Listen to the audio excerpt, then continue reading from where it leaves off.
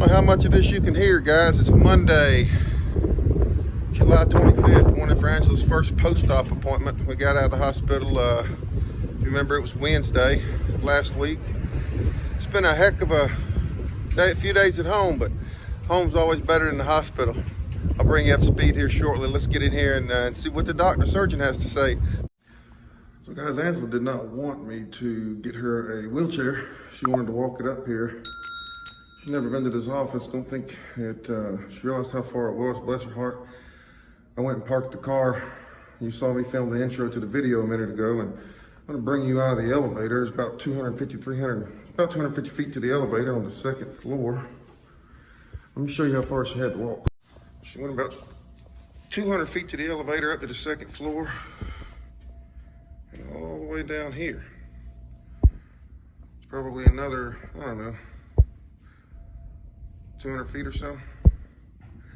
I did get down there. They normally had a little thing set up outside in the hallway, right outside the last door here. They had something set up to where they screened all of us.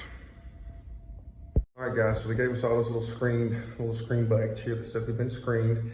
Said the only people out in the waiting room was the patient, and once Angela gets back and gets weighed, once they call her back, she gets weighed, she gets her vitals and all that stuff, they put her in a room. Then the nurses will come out and get me and allow me to go into the room with her. We're just not allowed in the waiting room with her. Sir, I think your wife is gonna walk. All right, guys, so I ended up, Angela was needing me from the waiting room. I wasn't gonna push myself into the waiting room, try to behave. But if Angela needs me, that's a whole nother story. So a couple of other people that were standing out in the hallway that were checking in came and got me. Said, your wife on the walker? I said, yes, ma'am. They said, she needs you. She wants you down there now. So I went down there. She was just having a hard time. She kept having to walk back and forth up to the front desk. You know, the people working in the doctor's office aren't always as, at the front desk in a way. They weren't quite as compassionate as some of the ones we'd had in the past working in the hospital. I didn't really understand, I guess, what was going on. So old dad stepped in. We took care of it. But he got her called back, and we're now in a room. And didn't send her back and forth multiple times, so we're now in a room waiting on the doctor. I mean, you know, they called her up to get her paperwork. She had to go sit back down, fill out her paperwork, had to go back up, turn it in, sat back down. They called her back up to go get this, turn it in, sit back down. Then they told her, okay, well, we'll call you up and we'll bring you back to get you on the scales and then send you back out here. Then they're gonna call her up to get her vitals, then send her back out. That wasn't gonna happen. So when I got back in there, we got her called up, went back, got her weights, got her vitals, and I got her in their room immediately. Sometimes I just don't understand what it's like and what she was going through. So she's struggling, she's having a hard time right now. Been a lot of activity this morning. So hopefully the doctor will get in here and get taken care of. They have called for a wheelchair to get delivered up here so that I can give her a wheelchair ride down. And we'll get back with you sometime later and let you know how the visit went, what the doctor had to say. All right, well, we got a wheelchair. Taking her back down. We're heading back down the hallway. The long hallway I showed you. How long was this hallway on the walker, honey? Forever. Forever, felt like an eternity. Well, it wasn't right off the elevator like you said. No, he said it was off the elevator. I was thinking it was like right there or something. That's right.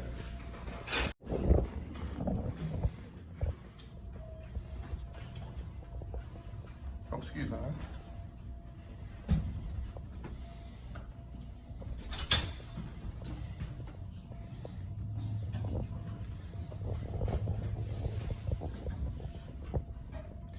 Got your walker, baby?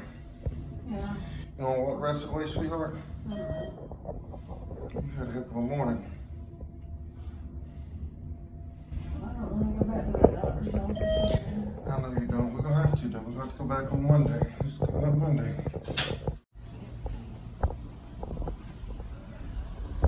You want to wait inside while we get the car? Sure. Okay. All right, well, I'm going to park you right here. I don't want you to go chasing any men or anything, okay?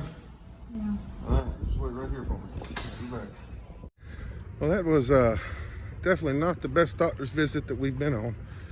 Probably one of the worst, to say the least. But not because the doctor was as nice as he was in the hospital, but his office staff. You know, maybe it's because we got used to the nurses in the hospital. And they were sweet, caring, compassionate, and again, you try not to talk bad about anybody, but wow. So let me go pick up my baby. You just saw me park her in the waiting room. I hope she hadn't picked up too many guys while I was out here trying to get the car.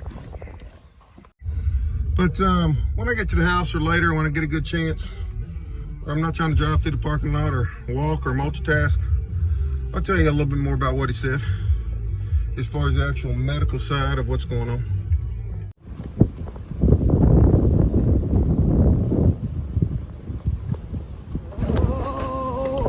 Those little bumpy things make it real nice, don't they? Oh, what? Who the hell in Bennett decided that was a good idea? I don't know, baby. Not somebody in a wheelchair, I can assure you. Yeah, that's for sure. Hey guys, so I wanted to bring you up to speed on what we found out from the doctor and how it's been here for the last week or so, how Angela's going progress-wise. As far as how it's been Angela progress-wise, when Angela came home last Wednesday night from Thursday, well, might as well say Thursday, Friday, and Saturday.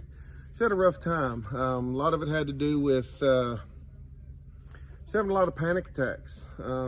Every time she'd go to close her eyes, she's really been struggling. She'd try to get some rest or close her eyes. She'd have panic attacks, wake herself back up. I had to be right beside her the whole time, holding her hand, touching her, so that when she would wake up, when she would go to doze off, if she woke up, I was right there. If I happened to be up going to the restroom, fixing dinner, or something like that, she would go into a panic attack, not knowing what was going on or where she was or anything to that effect. It was pretty rough. I contacted the doctor actually to talk to him about what was going on. And the doctor explained to me that, and I don't hate the phrase PTSD. I believe in PTSD, I really do. I hate the fact that I believe it gets overused and abused. But the way he explained it to me was, because I want to do all I could do to help my wife, was, James, it's a temporary PTSD. He said, you know, your wife was in the hospital for over a month. He said, you know, 2.5 weeks of that, she had no idea who she was, or where she was at. You know, she was out of her mental state. And, you know, we documented that, guys, back in some of our other videos. I'll throw the playlist up, or may throw a couple videos up for you guys to watch. But she was out of her mental state, didn't know where she was or who she was, and she was didn't know anything for that matter. So we had to, you know, so that she would leave her, so that she could heal, she had to be on medicine. She had to be restrained at certain times. She had to do this and that. So her body's trying to recover from that. She's trying to recover from the medicines that she was on. And even up until the day she left the hospital, she was on different medicines that obviously she can't be on at home. So, and now that she's at home, it's not a structured environment, even though things are still happening. And, you know, she's in more comfort. She's in a much better place being at home, and she knows that. But we did see some improvement. That happened for the first 2 or 3 days. It's very rough for her. I'm not saying very rough for anybody else, guys. Don't take me the wrong way. It's very rough for her. Did see some improvement. She was fine. And then she wasn't able to get any sleep because she kept waking up so much. So that makes it even worse. You go 3-4 days without sleeping, it makes it even worse. We gave her over-the-counter stuff to help her sleep, you know, like melatonin and stuff along those lines. But that's not going to do so much. And so we did, starting Saturday night, she got a few hours of sleep, 4 or 5 hours. Sunday, she got 5-6 hours probably during the day, and that helped. And then last night, she got some more sleep. So just keep praying for her to get better and get more sleep. Her body needs to rest. As far as what the doctor said today, you know, she's healing well. Her mental state needs some rest. She needs some rest. And that's what she needs to continue getting better. Doctor's pleased with her. She is having a lot of pain abdominally. She's having a lot of pain. She was cut from here to, well, just slightly off camera there, but way below her belly button. And all those muscles and all of her core was cut. So she has, and everything on her insides was basically pulled out and laid on the table so they could fix it. So a lot of recovery to go, long way to go. But he was pleased with the way recovery was happening. They removed the PICC line today.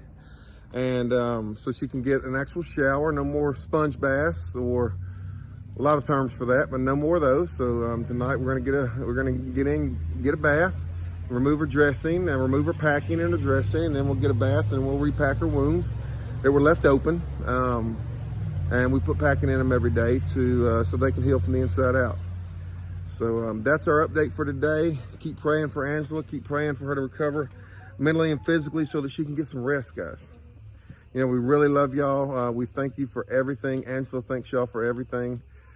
She's going through a lot, but we'll get through it. We'll get through it with our prayer warriors and the love of God Almighty. Thank y'all. Hey guys, if you want to see more from us, please like, subscribe, and ring that notification bell and see what we have going on. We love y'all.